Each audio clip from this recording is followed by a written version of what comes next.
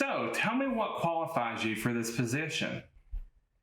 Well, it's funny you should ask that because I actually hacked my ex-girlfriend's Facebook and changed her status to Amma. Next! Hey everyone, it's Jeff, the IT guy here. Thank you for watching this video straight off the bat. I hope everyone enjoyed the little intro. My wife helped me with it. Had a lot of fun making it, and we're going to start doing those for this sort of video. Right, we're just going to lead into it kind of lightheartedly. That's an example of like a really off-the-wall answer to an interview question. And so this video is 5 tips for taking an interview. And this is not specific for IT. This is just across the board. And these are my 5 tips. This is not including, showing up on time, or actually you should show up 5 to 10 minutes early, in my opinion. And as well as being dressed for success. I think those are 2 givens, right? So the 2 givens that I'm not addressing in this video, because I think everyone should kind of do a little research and find these on your own as well, is to be dressed for success. They always say dress for the job that you want, not the one you're interviewing for. And also you should show up 5 to 10 minutes early. So the first tip that I'm going to give is do your research about the company. Find out what it is that this company does, who their stakeholders are. And so what I mean by stakeholders are all of those who have a stake in the company, right? So that's going to be their clients or their clientele.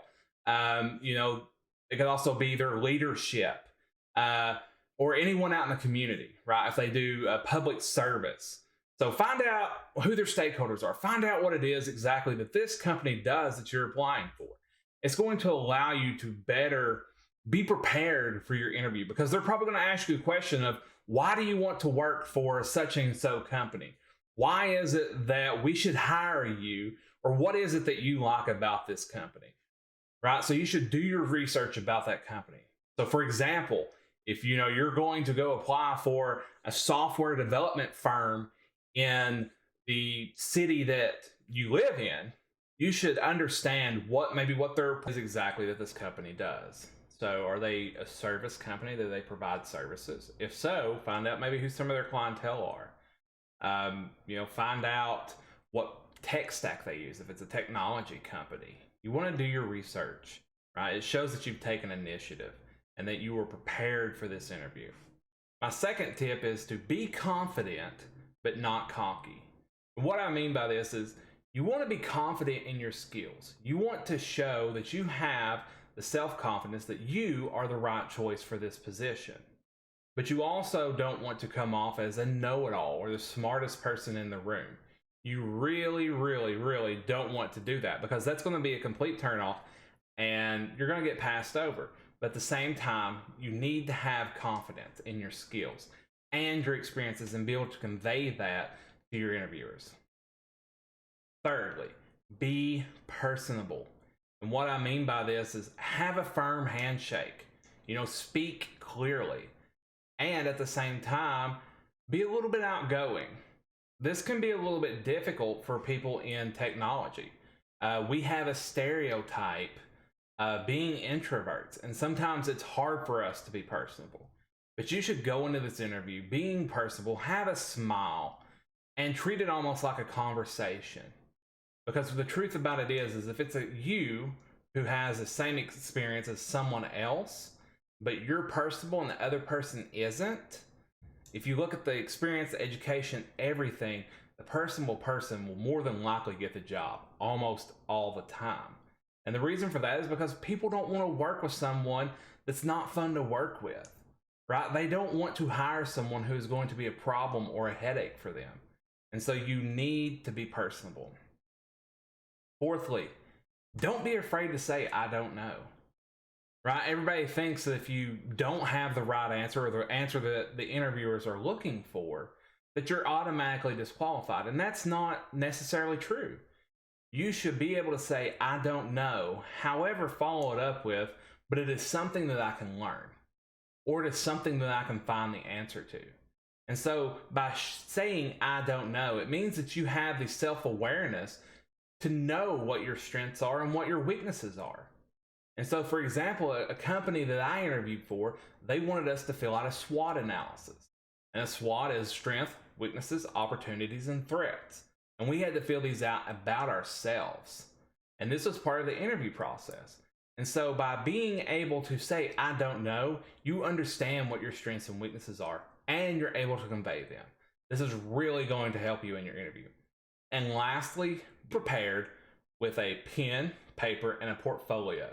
If this is a position that requires a portfolio, such as maybe a UX or UI designer, a software developer, etc., you want to go ahead and pick some pieces for your portfolio that you can show off so that your interviewers understand and know what your experience has taught you and what kind of work you're capable of. And sometimes you might not have a portfolio if you're a software developer. For example, if you work for a company that has you sign an NDA or a confidentiality agreement, or if you've worked on government secret level projects and above, you're not going to have a portfolio for that, and so you're not going to be able to share that work. However, if your work is not protected by an NDA or a confidentiality agreement or by a security level clearance through the government, then you can share that, right? That's something that you should have in your portfolio. And so, for example, if you're a photographer and you do it freelance, people want to see what it is that you're capable of doing. That's the same thing as it is in an interview. You want to have your portfolio so that you can show people what you're capable of.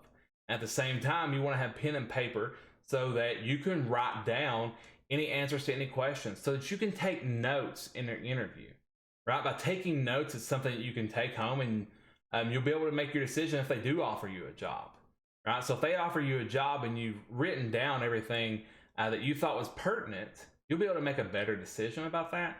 And it also shows that you're able to analyze and really, that you're a good note taker, right? That you're able to take information and process it. And that's really what you want. And so these are my 5 tips for doing well in any sort of interview. And these tips are going to help you. As someone who has been interviewing people for 5-6 years now, these are the tips that I've came up with based on my experience of doing tons of interviews, right? And so there's always bad interviews that I've had, and I've had some really stellar interviews. And these are also from my experiences of taking interviews myself, of being in interviews whenever I'm interviewing for a company, right? And so this all comes from experience and being a high-level executive in a company. These tips will help you. So if you've liked this video, leave a like. If you didn't like it, leave a dislike. If you have other tips that you think of, go ahead and comment. I would love to hear what your tips are for doing a great interview. If you haven't subscribed, please subscribe. Hit the bell notification. Like, comment, tweet, Instagram, MySpace, whatever it is.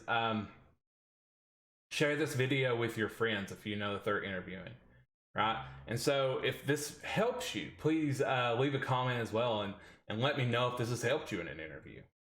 Listen, I hope you all have a great day, and thank you for watching. Adios.